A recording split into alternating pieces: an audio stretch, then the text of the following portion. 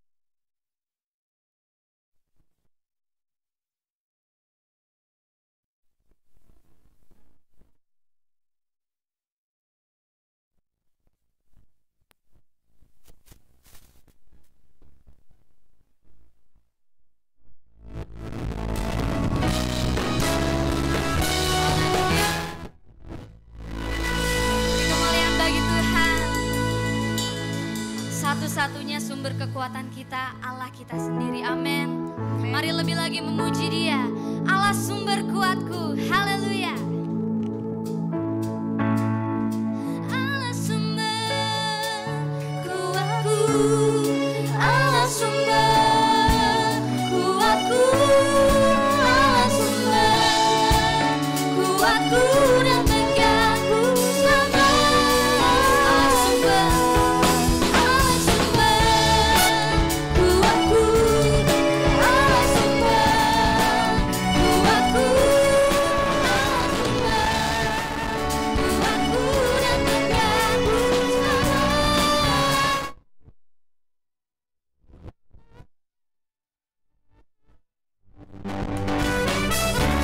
Sumber kekuatan kami, Engkau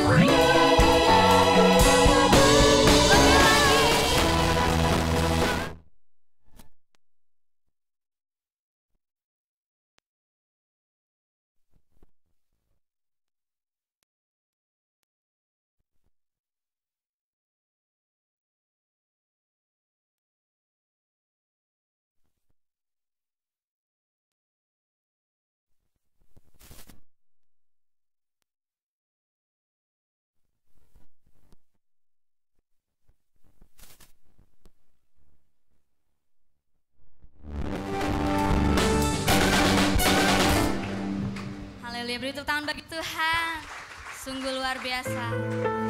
Silakan duduk kembali Bapak Ibu Saudara.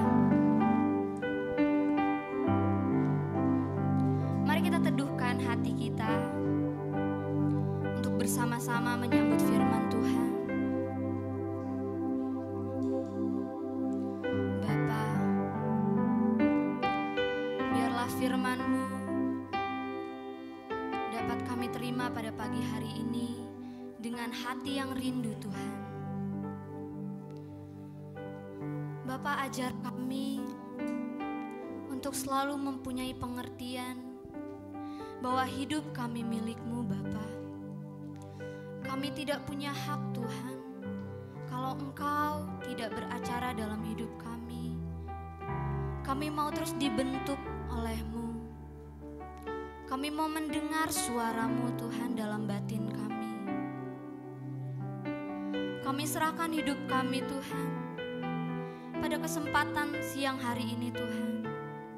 Kami mau datang, kami mau duduk diam dalam hadirat-Mu.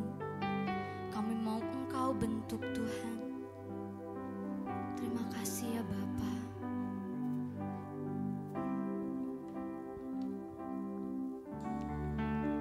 Ku rindu selalu mendengar suara-Mu Tuhan. Roh Kudus berikan hati peka agar ku pahami kehendak-Mu dan turuti rencana-Mu.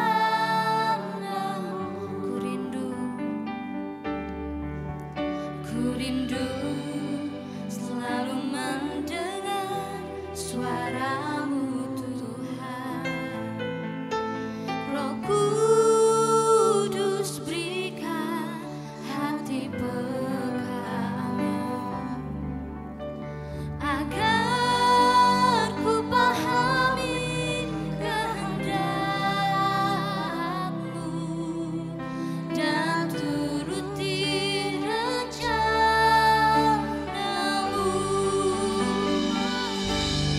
Aku sebagai tanah liat, Engkau penjunaku, ya Tuhan, ku rela Kau bentuk. Lembutkan hatiku, selembut kasih-Mu Yesus, ku berjalan di jalan-Mu. Aku sebagai tanah liat, Engkau penjunaku, ya Tuhan, ku rela Kau bentuk. Lembutkan hatiku, selembut kasih-Mu Yesus, ku berjalan di jalan-Mu. Ku rindu selalu mendengar-Mu Tuhan.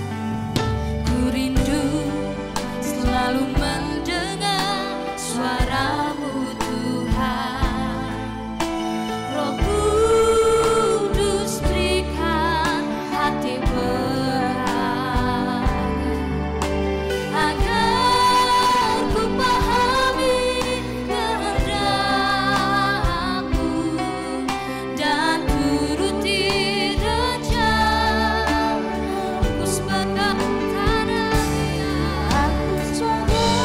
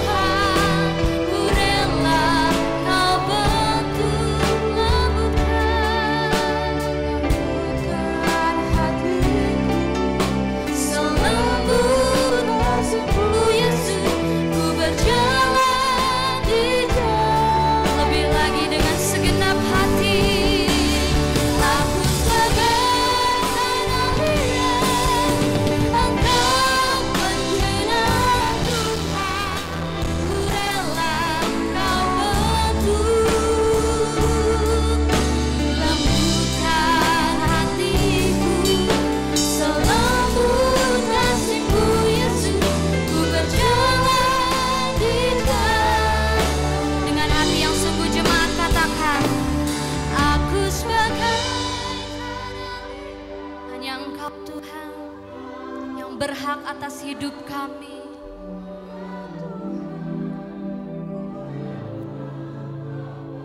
Dengan tulus katakan,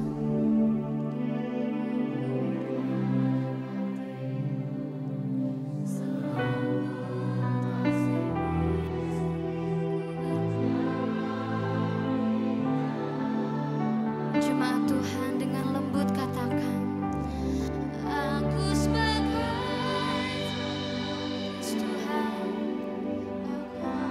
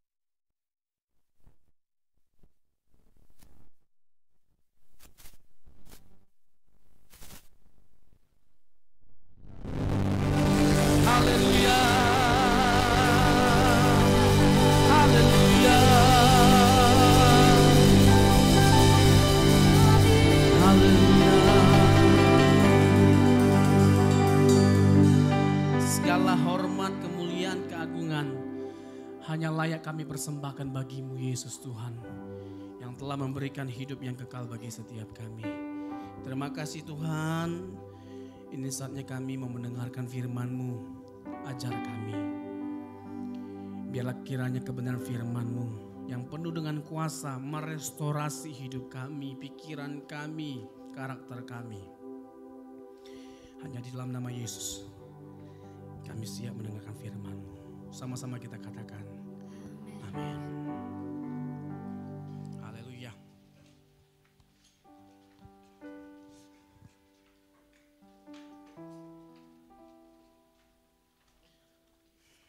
Shalom. Di ibadah sesi kedua ini, saya mau menyampaikan satu kebenaran dengan judul pembentukan Tuhan. Di ibadah pertama tadi, saya menyampaikan kebenaran dengan judul kodrat ilahi. Ya, perubahan kodrat. Nah, hari ini di sesi kedua saya mau menyampaikan kebenaran dengan judul pembentukan Tuhan. Emas itu menjadi barang yang indah, mewah, mahal.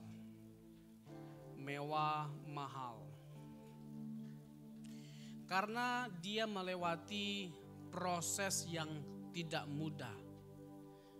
Begitu juga dengan kita orang-orang Kristen, orang-orang percaya, kita jadi indah, kita jadi mahal kalau kita melewati proses yang juga tidak mudah. Untuk menjadi bejana yang indah, itu dibutuhkan tangan seorang pejunan yang mahir. Untuk mengukir, untuk membentuk. Dan membutuhkan proses waktu yang cukup lama. Sebuah barang yang indah, ya, sebuah bejana yang indah, itu bisa memakan waktu yang lama untuk bisa membentuknya. Karena harus diukir juga dan lain sebagainya macamnya. Dan dibutuhkan keahlian khusus, ya, pejunan yang mahir. Begitu juga dengan kita. Tuhan itu adalah ahli penjunan atau pejunan. Penjunan ya. Tuhan itu ahli penjunan kita. Dia ahli mengukir, dia ahli membentuk kita. Manusia itu begitu banyak, bukan jutaan bahkan miliaran. Miliaran. Tapi coba bayangkan, dari sejumlah manusia yang ada, dengan jumlah manusia yang begitu banyak, tidak ada satupun di antara kita yang betul-betul sama persis sampai gak ada bedanya. Meskipun kembar siam, kembar identik ya secara khusus, itu memang di taraf tertentu sulit untuk kita bedakan. Mirip sekali. Tapi tidak ada orang yang begitu miripnya sampai gak bisa dibedakan sama sekali. Karena betul-betul sama, tidak. Kalaupun yang seakan-akan sulit dibedakan, nanti kita bisa bedakan lewat karakternya, betul gak? Tuhan itu hebat. Tidak ada yang benar-benar sama persis. Setiap orang punya ciri khas tersendiri, kepribadian tersendiri, keunikan tersendiri. Coba begitu banyak. Jadi hebat sekali Tuhan itu bisa menciptakan manusia yang begitu banyak tapi enggak ada yang sama. Luar biasa. Dia ahli dalam membentuk. Dia ahli dalam mengukir. Nah itu satu sisi. Itu kalau kita berbicara tentang ciptaan pada umumnya. Manusia diciptakan oleh Tuhan memang begitu unik. Begitu complicated, begitu luar biasa. Kalau Bapak Ibu tanya sama saya, ciptaan apa yang diciptakan oleh Tuhan yang paling mengagumkan? Gak ada yang lain selain manusia. Yang setuju katakan amin. Gak ada yang lain. Seindah apapun sebuah benda di alam semesta ini, dimanapun itu, tidak ada yang menyaingi manusia keindahannya. Karena apa? Karena tidak ada ciptaan yang diciptakan serupa dan segambar dengan Allah. Hanya manusia. Itulah yang membuat manusia itu begitu berbeda. dan begitu unik dan begitu istimewa dibandingkan semua ciptaan yang ada. Tetapi, nah ini dia masalahnya. Ini dia masalahnya. Keunikan manusia seharusnya tidak hanya berhenti di situ. Tapi kita harus menampilkan keunikan yang sesungguhnya. Memperkarakan keunikan yang sesungguhnya. Keunikan yang Tuhan ingin kita tampilkan sebagai anaknya, sebagai orang percaya. Apa itu? Berkeberadaan seperti Dia. Keunikan itu, keunikan seperti itulah yang diinginkan, yang dikehendaki oleh Tuhan untuk kita miliki, untuk kita kenakan. Kalau berbicara tentang keunikan, secara umumnya kita memiliki, dan tanpa perjuangan kita memiliki keunikan itu. Ya, seperti bentuk tubuh kita. Ya. Itu pada umumnya dimiliki oleh banyak orang. Sama-sama punya hidung kita, sama-sama punya mata, sama-sama punya telinga. Dan itu natural. Semuanya karena Tuhan. Tuhan yang membuat, Tuhan yang membentuknya. Sekali lagi ya, tapi dengan melihat bentuk kita saja ya. Dengan melihat bentuk diri kita saja sebenarnya kita sudah terkagum. Ada kekaguman yang begitu dalam. Seharusnya timbul dalam diri kita ketika kita hanya melihat diri kita. Kenapa? Hidung, semuanya tepat. Semuanya itu ada di posisi yang tepat, ditempatkan pada posisi yang tepat. Hidung di sini, mata dua, telinga, mulut cuma satu. Coba bayangkan kalau mulut ada banyak, satu aja udah repot kita menghadapi mama. Yang suka gosip-gosip. Ya aku gak suka sama si ibu itu, ini banyak kali ceritanya. Udah repot baru satu bibirnya, apalagi kalau banyak. Satu, dua, tiga, mati kita. Untung hidung kita ditempatkan di sini. Ini ya, bukti bahwa Tuhan itu tidak mungkin tidak ada. Dia pasti ada. Hanya dengan melihat diri kita. Untung hidung ditempatkan di sini dan tepat. Coba di bawah bokong kita. Coba, betul nggak? Betul nggak? Ini terkesan bercanda tapi betul nggak kira-kira? Coba di belakang bokong. Kalau kita buang, jadi pingsan sendiri. Pingsan sendiri gak dia apa-apain. Kalau buang angin. Di sini aja masih kecium baunya apalagi di sini. Dan untung lubangnya ke bawah. Coba ke atas. Betul gak? Dahsyat gak Tuhan itu? Mungkin gak Tuhan tidak ada? Gak mungkin. Gak mungkin Tuhan tidak ada. Mungkin gak Tuhan gak ada? Gak mungkin. Mungkin gak Tuhan gak ada? Jawabannya bukan mungkin, tapi gak mungkin. Mungkin atau enggak? Mungkin. Ya, hampir pingsan saya tadi. Gak mungkin. Kalau lubangnya ke atas, kita perlu payung kecil setiap kali hujan. Kemana-mana. Biar gak masuk air, Pak.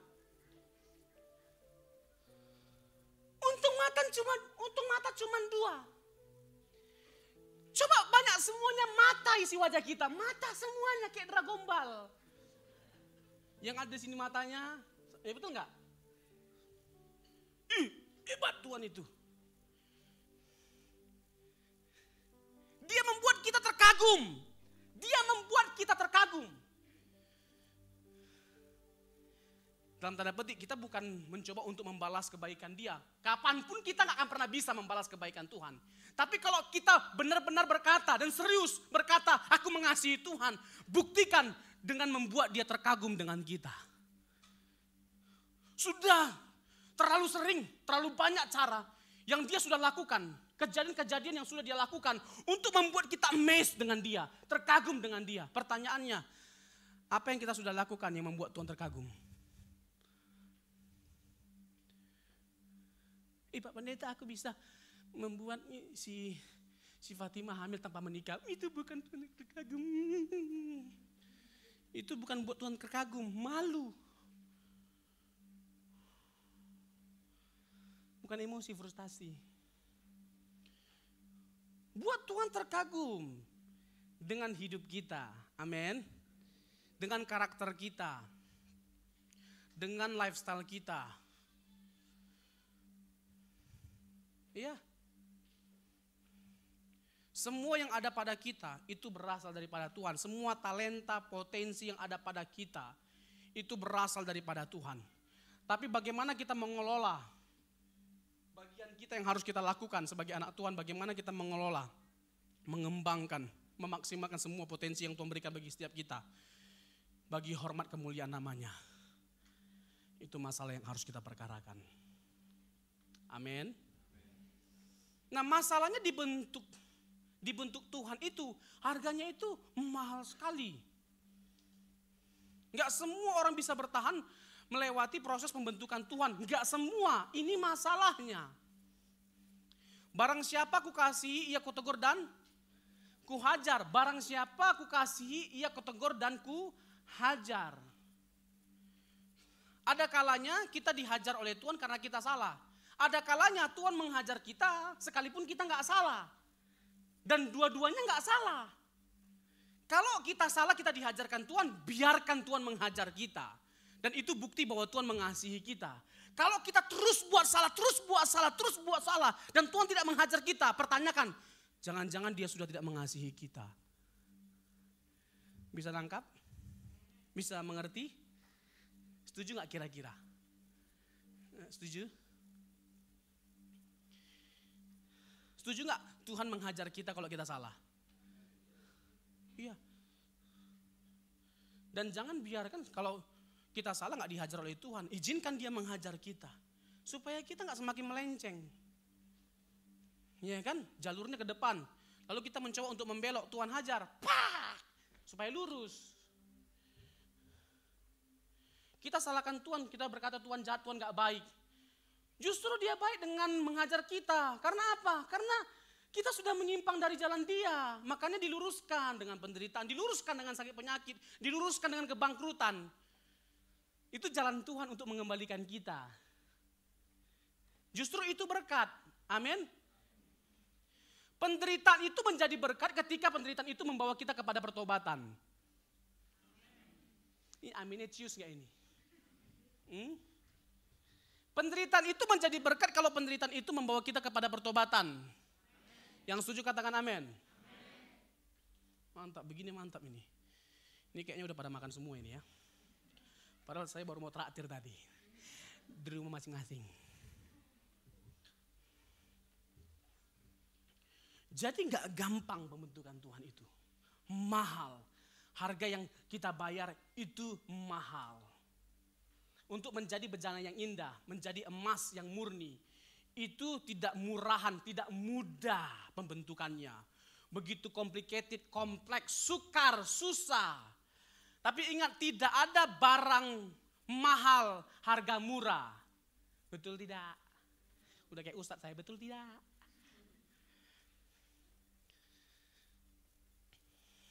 Untuk menjadi pribadi yang mahal, yang berharga di mata Allah, kita harus menempuh proses yang juga tidak mudah, sulit, sukar. Tetapi sesukar apapun pembentukannya, semahal apapun harga yang harus kita bayar, asalkan itu menyenangkan hati Tuhan, kita akan bayar. Yang setuju katakan amin. Berikan tepuk tangan bagi Tuhan. Ini gak usah untuk Tuhan ya, kebaikannya begitu luar biasa. Untuk orang tua kita saja Pak, yang sudah capek menyekolahkan kita, membesarkan kita. Aduh, gak sampai hati kita kalau kita tidak membahagiakan dia, betul gak? Apalagi bagi kita yang orang tuanya kerjanya di pertanian. Menanam padi. Siang hari, terik matahari. Dia tahan hanya supaya anaknya bisa sekolah. Apalagi molok halak bata. Sudah dijual. Pohon pepaya kalau bisa dijual depan rumah dijual. Asal anaknya sekolah. Kan kurang ajar kalau sampai kita gak serius sekolah, betul gak? Hah? Semua dijual, asalkan anaknya itu bisa sekolah setinggi-tingginya.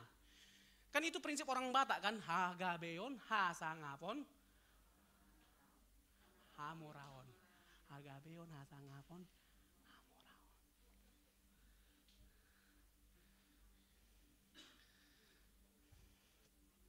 Tapi ingat harganya mahal.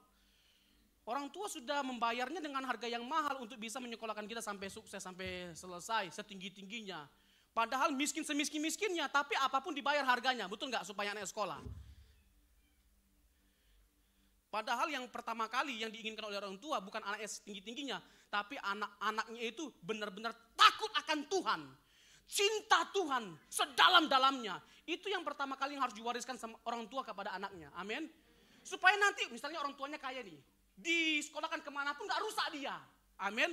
Karena untuk apa sekolah tinggi-tingginya tapi rusak? Betul nggak? Disekolahkan ke Inggris. Banyak disodomi orang. Ratusan. Halak Batak Muse. Marga apa? Jangan bilang-bilang. Yang penting bukan marga Samosir.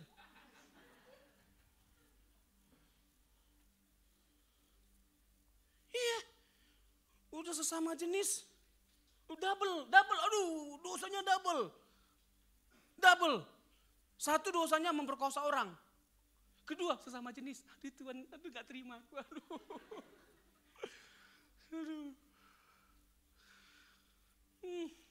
Aku kesel sekali. Berapa korbannya? Ratusan ya? Udah kayak wafer. Berapa lapis? Ratusan. Kayak terinspirasi dari iklan dia. Berapa lapis? Ratusan. Di video kan lagi, amang oyamang.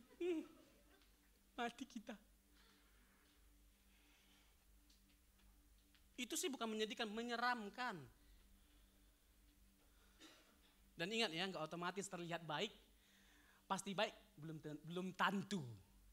Apa kata keluarganya, teman-temannya? Dia baik loh, betul nggak? Semua bilang dia baik, rajin ibadah, belum tentu pasti baik. Orang rajin ibadah itu bukan tolak ukur. Amin. Rajin pelayanan. Orang-orang yang terlihat rohani, setiap ucapannya rohani sekali. Oh puji Tuhan, haleluya, glory. Setiap kali ngomong, oh glory, glory, anak ayam. Iya kan, dikit-dikit darah Yesus, iya kan. Kejepit sama pintu, darah Yesus. Apapun darah Yesus. Bukan itu tanda dari kerohanian, kedewasaan rohani. Amin.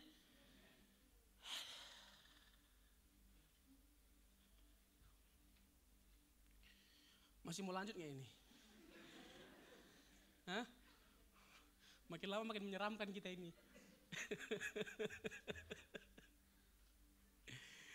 Iya kan? Habis-habisan orang tua membayar harga supaya anak sekolah tinggi-tinggi, tapi anak kurang ajar. Ya kan kayak lagu ini loh. Di matamu masih tersimpan selaksa peristiwa.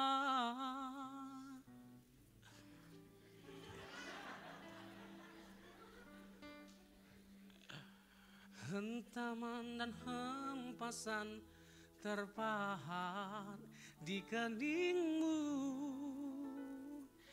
Saya suka meskipun lagu dunia tapi maknanya dalam gitu loh. Betul nggak? Kau tampak tua dan lelah, keringat berkucur deras, namun kau tetap tabah.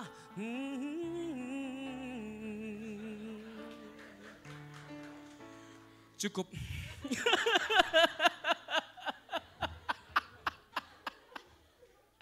Soalnya PK-nya jadi 2 kali lipat. Satu pembicara, lagi penyanyi. Itu sulitnya kalau pendeta itu bisa nyanyi. Namun semangat. Ayah, dalam hening sepiku rindu.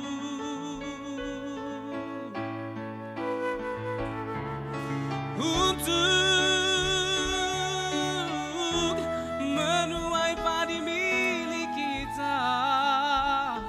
Tapi kerinduan tinggal hanya kerinduan. Anakmu sekarang tetap sukacita.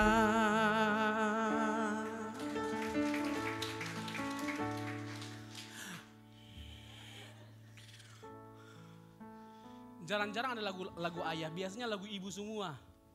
Betul enggak? Lagu Batak pun juga begitu, lagu untuk inang semua. Burjuni dai nai, tangi yang ni dai nangi. Semua untuk mak mana, jarang untuk bapak-bapak.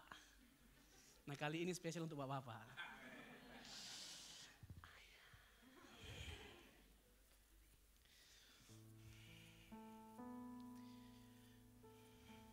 Kita nggak bisa membalas kebaikan Tuhan, nggak bisa.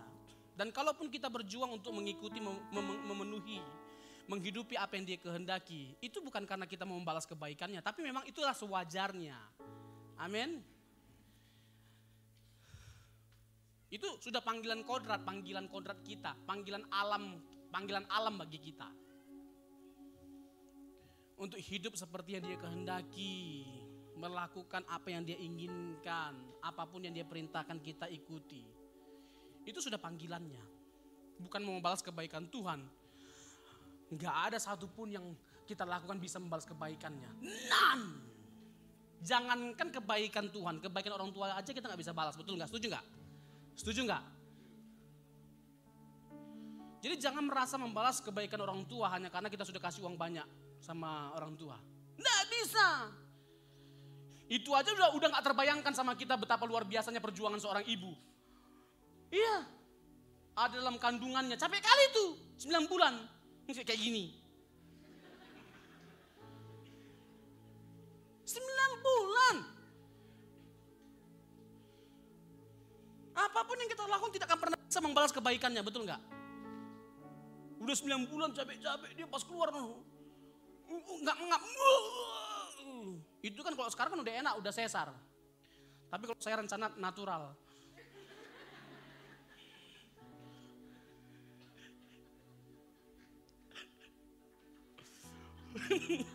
Natural. Terus pas ditarik, bukannya menjerit, bersiul. Kan kalau dulu kan sebelum ada sesar kan nggak ada ibu yang tidak mengalami kesakitan. Betul nggak? Dan itu kan firman Tuhan. Sakit semua kan? Nggak ada ibu-ibu lagi bersalin sambil bersiul. Udah keluar ya. Nggak ada. Sambil pedikir. Nggak ada. Pasti teriak-teriak. Malah kalau ada suaminya samping ini tarik rambutnya. Mbak nggak ada rambut, mbak botak.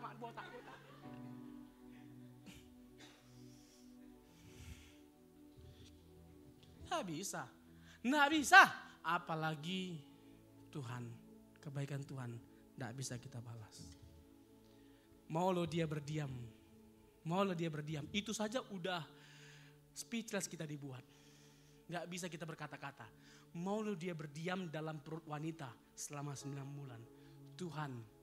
Tuhan yang empunya alam semesta, demi menebus kita, demi supaya kita tidak masuk ke dalam kebinasaan, neraka, penghukuman selama-lamanya. Dia mau bertahan dalam kandungan seorang wanita selama 9 bulan. Itu saja sudah mengagumkan, sangat-sangat mengagumkan. Betul enggak? Enggak lama lagi kita akan merayakan hari Natal. Udah beli baju baru belum? Hah? Boro-boro Pak Pendeta. Gara-gara corona ini uang enggak ada. Ya enggak apa-apa. Baju lama juga enggak apa-apa. Amin, Akainang.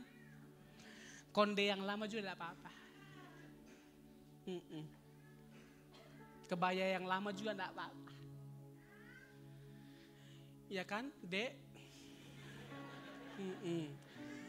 Udah beli baju baru kok, Dek. Iya, nanti abang belikannya.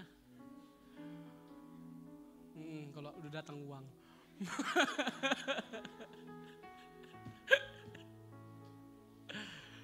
Jadi gak gampang Bapak Ibu sebenarnya. Tadi saya itu terbantukan sekali dengan lagu WL tadi. Lagu Firman itu ya, sebelum Firman ya. Aku sebagai tanah liat, Engkau penjunanku, ya Tuhan, ku rela Kau bentuk. Lembutkan hatiku, selembut kasih-Mu Yesus, ku berjalan di jalan-Mu. Aku sebagai tanah liat, Engkau penjunanku, ya Tuhan, ku rela bentuk. Lembutkan hatiku, selembut hati-Mu Yesus, ku berjalan di jalan-Mu. Jadi kita harus memberi diri kita untuk dibentuk oleh Tuhan, agar kita sesuai dengan rencana Tuhan. Rencana Tuhan tidak mungkin bisa tergenapi dalam hidup kita kalau kita tidak belajar menuruti kehendak-Nya. Kita harus belajar dari teladan Yesus, mengikuti jejak Tuhan Yesus. Mengikuti jejak Tuhan Yesus itu tidak gampang, tidak mudah. Jejak yang mana? Dihina, tidak membalas, dicaci maki, tidak bergumam. Bahkan dia disiksa. Ya sama sekali tidak merespon. Gampang gak ketika kita difitnah, kita tidak membalas? Gampang gak mendoakan orang yang memfitnah kita, yang menghina kita? Gak mudah, gak gampang. Tetapi itulah jejak yang harus kita ikuti, jalan yang harus kita tempuh. As a follower of Jesus Christ, sebagai pengikut Yesus. Berdoalah bagi yang menganiaya kamu. Makanya orang Kristen gak perlu demo-demo itu. Demo-demo. Ketika kekristenan dihina-hina. Ketika orang Kristen disiksa, bahkan dibunuh seperti kemarin. Gak pakai demo berjilid-jilid. Kayak buku aja. Gak pakai itu. Lalu kita pakai apa? Pakai lutut. Kita sujud di hadapan Tuhan, kita berdoa, serahkan sama Tuhan. Oh enggak Pak, harus kita balas. Pembalasan Tuhan jauh lebih kejam daripada pembalasan kita. Serahkan sama Tuhan. Yang setuju katakan amin. Berikan tepuk tangan bagi Tuhan. Jangan bilang kita gak marah. Saya bukan marah, saya murka. Saya nangis lihat video itu. Dibakar hidup-hidup. Di mana kita gak marah?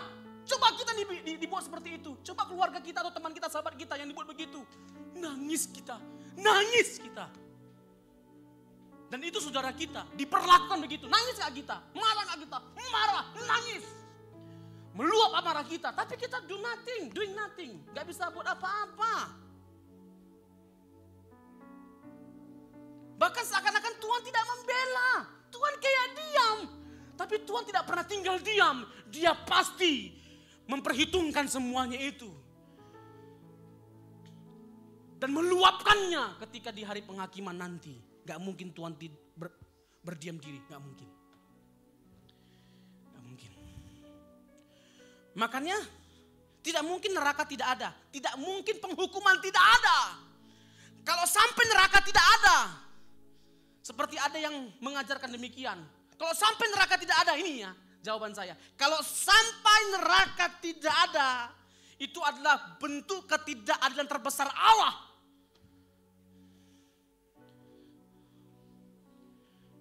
Penghukuman harus ada, neraka harus ada. Untuk orang-orang yang seperti itu. Yang membakar orang Kristen hidup-hidup, memenggal kepala hidup-hidup, putus kepalanya. Kalau neraka tidak ada, itu bentuk ketidakadilan terbesar Allah.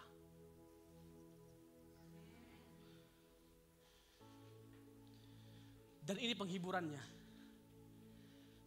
Suatu hari nanti, di hari penghakiman, Gak mungkin Tuhan tidak menuntut pertanggungjawaban dari setiap mereka. Itu yang menjadi penghiburan bagi setiap kita. Yang setuju katakan amin. Bagi kita yang menjadi korban. Bagi kita yang menjadi korban.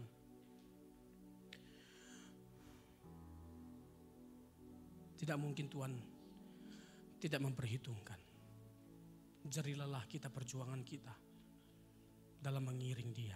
Nggak mungkin. Bagi kita, orang Kristen,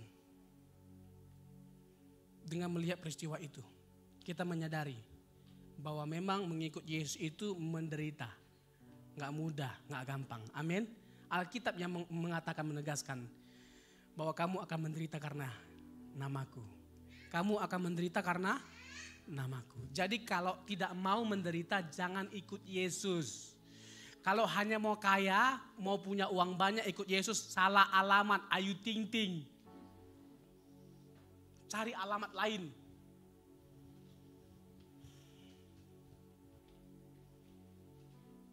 Karena Yesus pun datang bukan untuk memberikan kekayaan, sukses, popularitas. Bukan untuk membuat kita jadi terkenal. Itu sebuah penghinaan bagi penebusan. Itu sebuah penghinaan bagi pengorbanan Kristus, penderitaan Kristus. Karena bukan untuk itu Dia menderita, bukan untuk itu Dia datang menebus setiap kita. Dan itu begitu rendah. Begitu rendah kita memandang karya penyaliban, karya penebusan Yesus. Kalau kita menganggap bahwa untuk jadi kaya lah Tuhan Yesus menebus kita, supaya kita bisa menikmati kelimpahan materi di dunia ini, Dia menebus kita. Itu sebuah kesalahpahaman terbesar dari kita. Tapi bagaimana Yohanes 10 ayat 10? Coba buka ayatnya.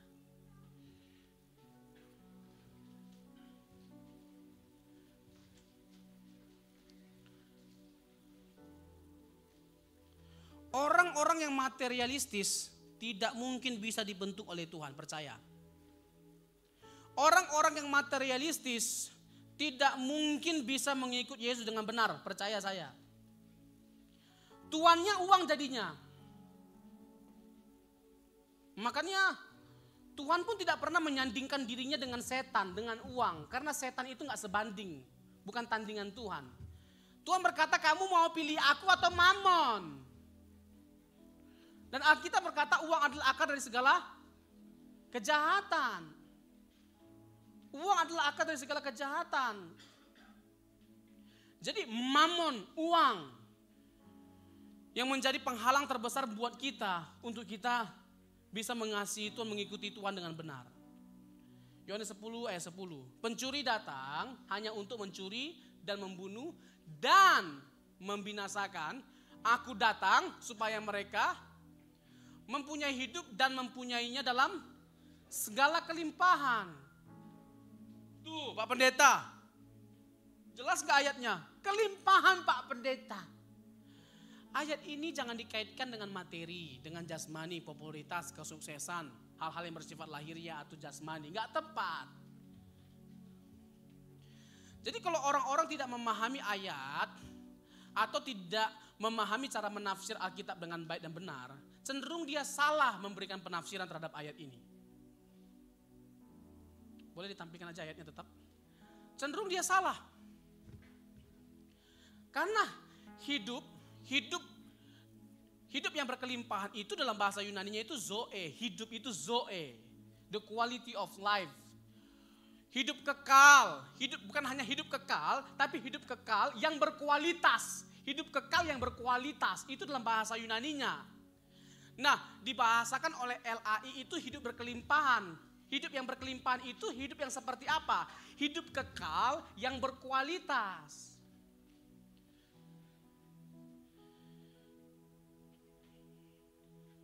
Jadi semua kita ini ketika Adam jatuh dalam dosa, ada dalam satu kepastian, yaitu kebinasaan.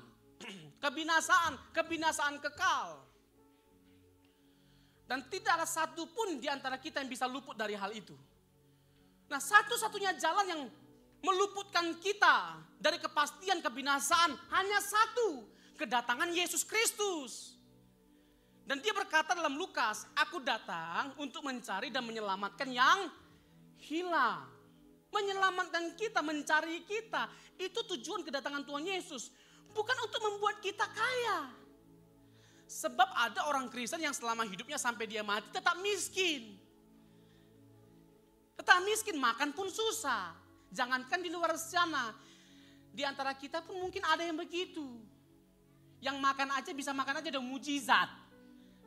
Udah alhamdulillah. Apalagi jalan-jalan ke luar negeri, ke Jerman. Jajaran Matraman aja udah hebat, apalagi ke Jerman.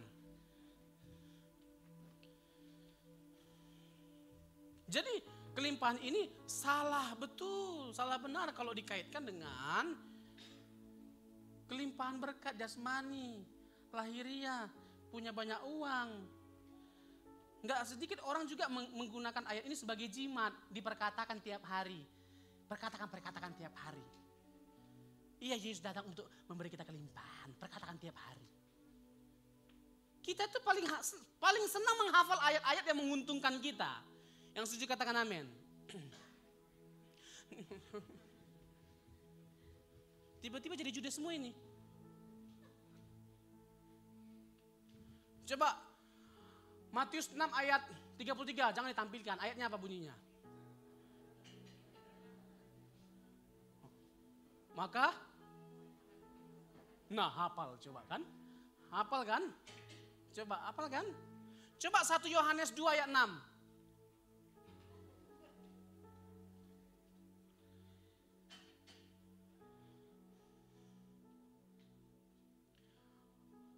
Coba Kejadian 1 ayat 1.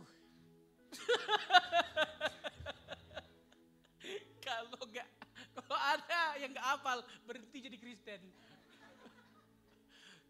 Keponakan saya aja umur belum sampai 2 tahun bisa menghafalkannya. Ada ulangnya, Allah ciptakan, Allah umumi, puji Tuhan, amin.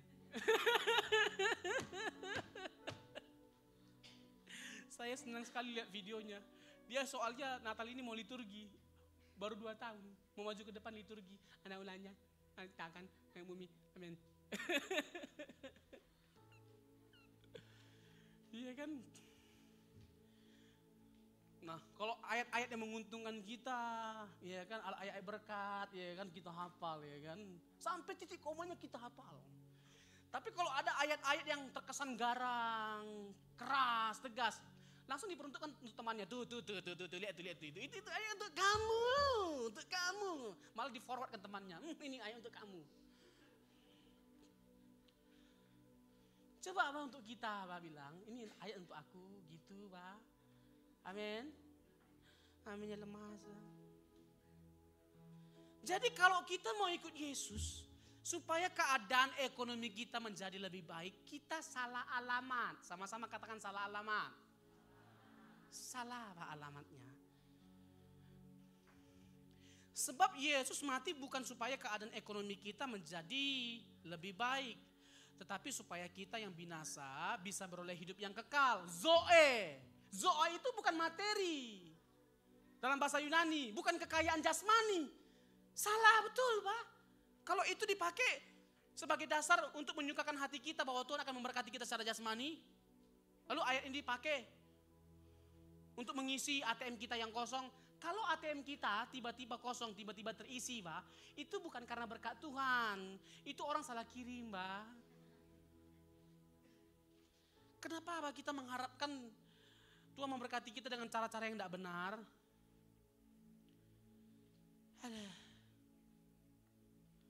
Nah, jadi jelas Bapak Ibu, Yohanes 10 ayat 10 itu tidak sedang berbicara tentang berkat jasmani, tapi rohani, spiritual.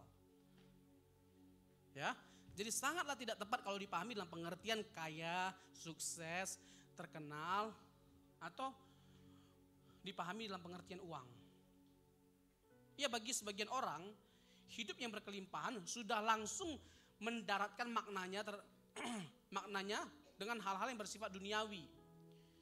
Janji Yesus di situ dikaitkan dengan kekayaan, kesuksesan, popularitas. dan hal-hal lain yang mewakili kesenangan dan kenyamanan hidup di dunia.